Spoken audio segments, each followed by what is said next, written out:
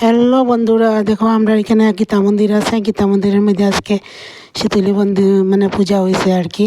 সব বউরা মিলিয়া প্রত্যেক বছর করে। তো এই দেখো সবাই রেডি করতেছে। কিন্তু সব বউরা আছে এখানে, বহু বয়স্ক সবাই আর কি। আজকে তো বাচ্চার লাগি পূজা, এর লাগি বাচ্চারা মারা সব আজকে আইছে।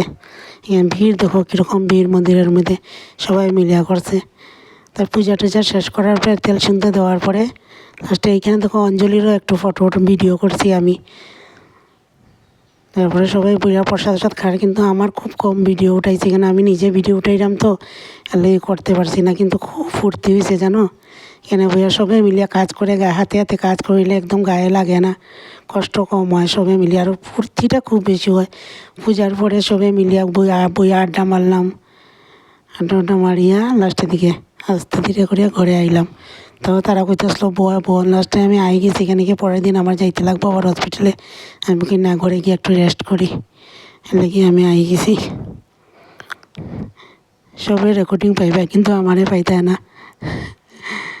আমি করলাম তো, এর লেগে আমারে কেউ করতে পারছে না। সবাই প্রসাদ কার কে কেউ করতো, এর লেগে দেখো খুব ফুর্তি হয়েছে আমরা।